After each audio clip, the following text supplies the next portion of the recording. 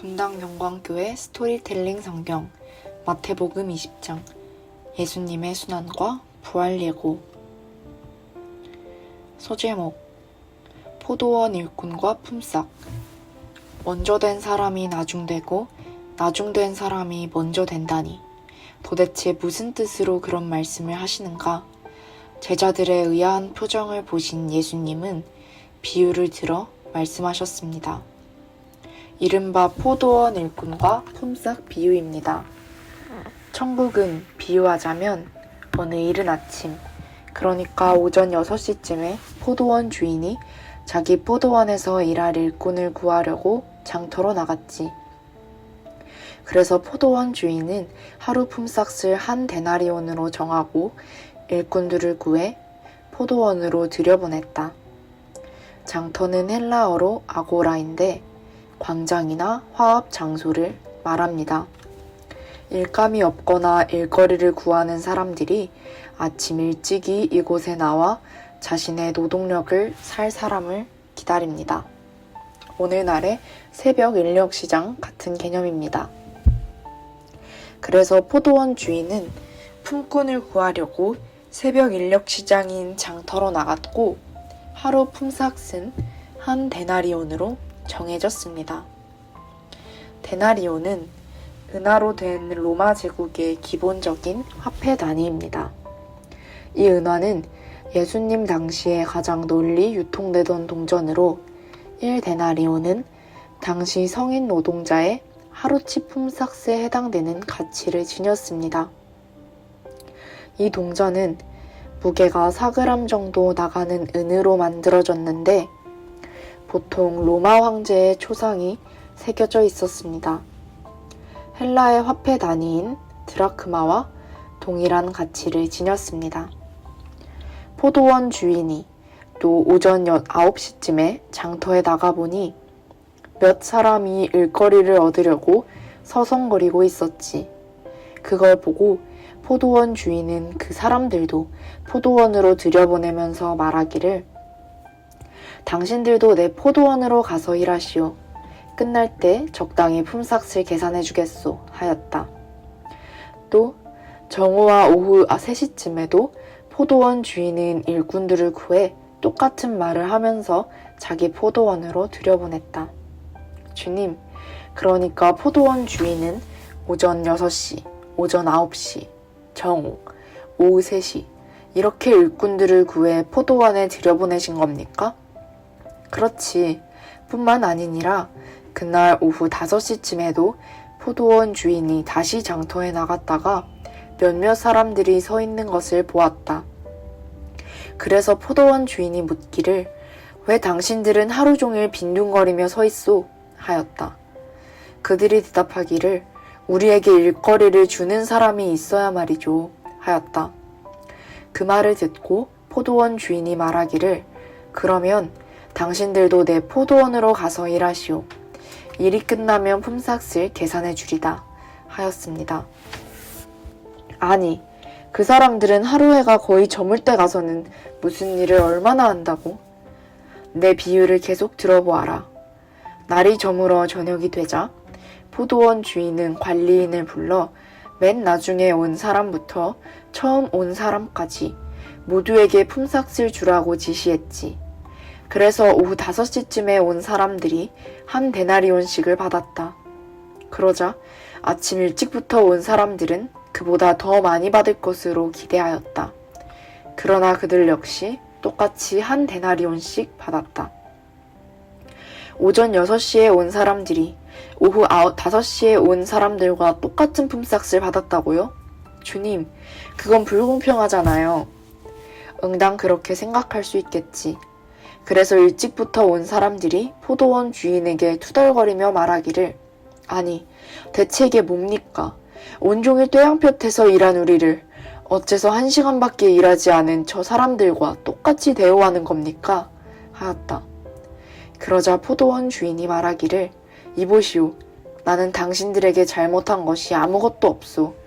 하루 품삯으로 한 데나리온을 받기로 애초에 나와 약조하지 않았소. 그러니 당신들 품삯이나 가지고 돌아가시오. 나중에 온 사람들에게도 똑같은 품삯을 주기로 한 것은 어디까지나 내 마음에 달린 것이요. 내 돈을 가지고 내 뜻대로 하는 것이 뭐가 문제란 말이오. 하였다. 하긴 포도원 주인이 자기 돈으로 늦게 온 사람들에게 인심을 베푼 것이니 일찍 온 사람들이 뭐라 할 말은 없겠네요. 그렇다. 이와 같이 나중된 사람들이 먼저 되고 먼저 된 사람들이 나중될 것이니라. 모든 일꾼들이 똑같이 한 데나리온을 품삯으로 받았다고 해도 그 일한 시간으로 따지면 나중에 포도원에서 일한 사람들이 먼저 될 것이고 먼저 포도원에 들어간 사람들이 나중된 셈이다. 예수님이 포도원 일꾼과 품삯의 비유를 통해 제자들에게 가르치고자 하신 교훈의 핵심은 이것입니다. 천국에 들어가는 것, 곧 구원은 사람의 공로에 근거해서 구해지는 것이 아니고 오직 하나님의 주권적인 뜻에 의해 주어진다는 사실입니다. 내 것을 가지고 내 뜻대로 할 것이 아니냐 란 말씀이 바로 그것입니다. 이처럼 구원은 결코 사람의 것이 아니라 하나님의 것입니다. 예수님이 가르치신 천국관은 이러합니다. 세상에서 먼저 된 자, 곧 부자나 세도가, 귀족이나 종교 지도자 등이 천국 여정에서는 얼마든지 나중될 수 있고 세상에서는 나중된 자, 곧 가난한 자나 소외된 자, 약한 자, 세리, 창기 등이 천국 여정에서는 얼마든지 먼저 될 수 있다는 가르침입니다. 이런 예수님의 가르침은 당시 사람들에게 손가락질 받던 세리, 창기, 죄인 등은 천국에서 멀거나 아예 상관없고 반면에 사람들에게서 경건한 자들로 존경받던 종교 지도자들, 바리새인, 사두개인, 서기관 등은 마치 천국을 이미 소유했거나 천국에서 높은 자리에 앉는다고 생각한 기존 관념을 뿌리째 뒤흔드는 아주 획기적인 가르침이었습니다. 소제목, 순환에 대한 세 번째 예고. 예수님 일행은 갈릴리 지방을 떠나 요단강 건너 베레아 지방을 경유하여 유대 땅 예루살렘으로 올라가고 있었습니다. 때는 예수께서 십자가에 매달려 돌아가시기 한 달 전쯤. 이처럼 예루살렘으로 올라가는 길에 하루는 예수께서 12 제자를 가까이 따로 부르셨습니다. 그런 뒤 머자나 예루살렘에서 자신에게 일어날 일들에 관해 사뭇 엄숙한 표정으로 진지하게 말씀하셨습니다. 보아라, 이제 난 대제사장들과 율법 교사들의 손에 넘겨질 것이다. 그들은 나를 로마 정부 손에 넘겨줄 것인데 그 이방 사람들은 나를 조롱하고 채찍으로 때리고 마침내 십자가에 못 박아 죽일 것이다. 그러나 두려워하지 마라. 인자는 사흘째 되는 날에 다시 살아날 것이다. 성경 기록상 십자가 순환에 대한 예수님의 세 번째 예고입니다. 당시 제자들은 능력 많으신 예수님이 예루살렘에 입성하여 높은 자리에 오르시면 모든 걸 희생하고 스승을 따른 자신들도 한 자리씩 차지할 줄 잔뜩 기대하고 있었습니다. 예수님도 그런 사실을 익히 아시고서 자신의 예루살렘 입성이 영광을 받기 위함이 아니라 십자가 순환을 받기 위함이라는 사실을 점진적으로 누차 일깨워 주셨습니다. 그렇게 해서 제자들의 들뜬 마음가짐을 다잡아 주시고 각오를 단단히 다지도록 훈련시키셨습니다. 소제목, 으뜸이 되려거든 섬기는 자가 되라. 당시 예수님 일행의 예루살렘 여행에는 수많은 사람들이 뒤따랐습니다. 그들 중엔 제자들의 가족이나 친척들도 섞여 있었습니다. 하루는 세베대의 두 아들인 야고보와 요한이 자신들의 어머니와 함께 예수께 나아왔습니다. 세베대의 두 아들은 베드로와 함께 예수께서 특별히 아끼시는 주요 제자들이었습니다. 세베대의 아내이며 야고보와 요한의 어머니는 자신의 두 아들과 함께 예수께 엎드려 큰 절을 했습니다. 그리고는 무슨 할 말이 있는지 잠시 머뭇거렸습니다. 그런 모습을 보고 예수께서 먼저 물으셨습니다. 무슨 할 말이 있으시오? 내게 무엇을 원하시오? 이제 머자나 주님의 나라가 세워지면 저의 두 아들 중 하나는 주님의 오른편에, 하나는 왼편에 앉게 해주십시오. 예수님이 갈릴리를 떠나 예루살렘 도성으로 올라가시자 그녀는 마침내 예수께서 왕이 되어 그의 메시아 왕국을 세울 줄로 생각했습니다. 그래서 그 메시아 왕국에서 자신의 두 아들인 야고보와 요한을 이른바 우의정과 좌의정으로 삼아달라고 은밀히 청탁한 것입니다. 하지만 그것은 예수님을 정치적 메시아로 오해한 착각이었습니다. 이처럼 예수님의 제자들을 비롯하여 당시 사람들은 예수님을 로마 정부의 식민 지배에서 유대를 해방시킬 정치적 메시아로 오해하고 있었습니다. 그 부인의 청탁을 들으시고 예수께서 되물으셨습니다. 부인, 당신이 청하는 것이 무엇인지 알고서 하는 말이요? 그런 다음 예수님은 어머니와 함께 그 자리에 있는 야고보와 요한을 향해 물으셨습니다. 야고보와 요한아, 너희는 내가 마시게 될 잔을 마실 수 있겠느냐? 이때 예수께서 말씀하신 잔은 십자가 고난의 잔이었습니다. 그러나 두 제자는 메시아의 영광과 승리의 잔으로 이해했습니다. 그들은 잔을 관으로 기대했던 것입니다. 그들은 조금도 망설임 없이 선뜻 대답했습니다. 네, 주님, 얼마든지 마실 수 있습니다.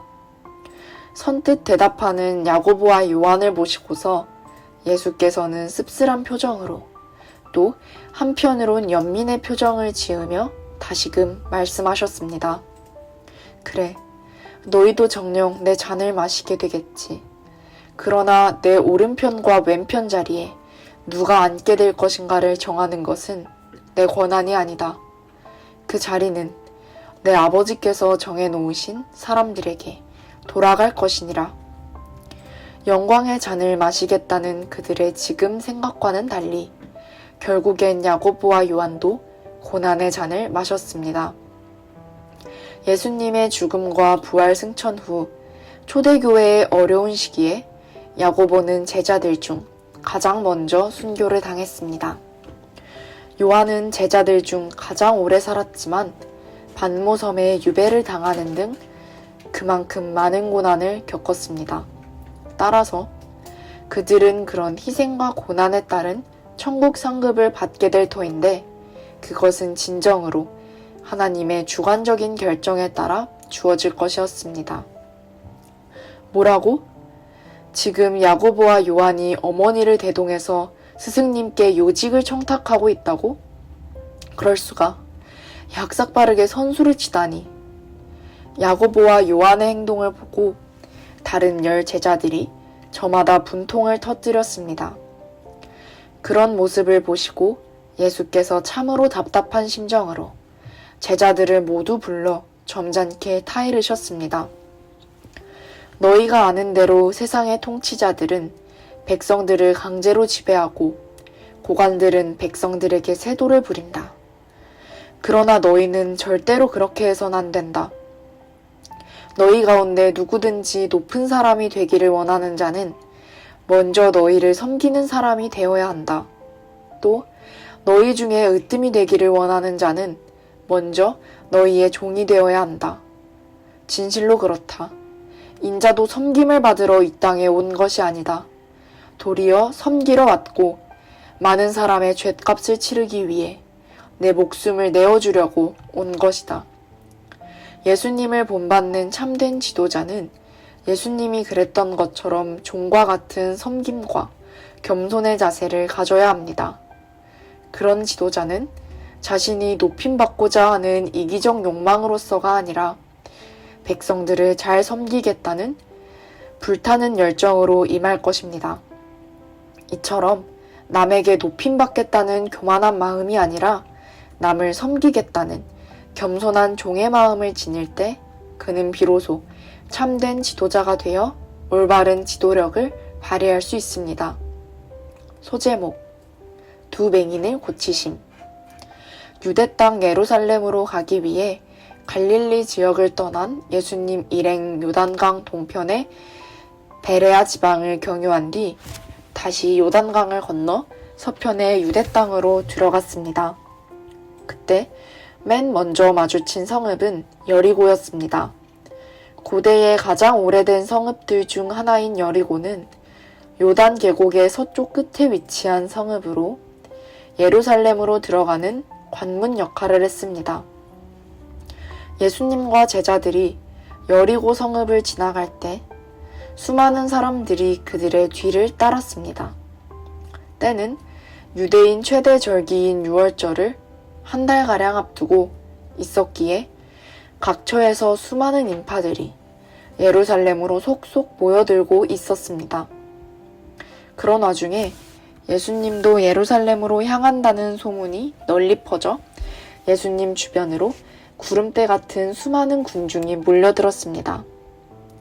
그 무렵 여리고 성읍에 살던 맹인 두 사람도 그런 소문을 들었습니다. 그들은 평소처럼 동량을 얻으려고 길가에 자리를 깔고 앉아 있었습니다. 그러던 중 예수께서 그 길로 지나가고 있다는 말을 전해 듣고는 큰 소리로 부르짖었습니다. 주여, 다윗의 자손이여, 저희에게 자비를 베풀어 주십시오.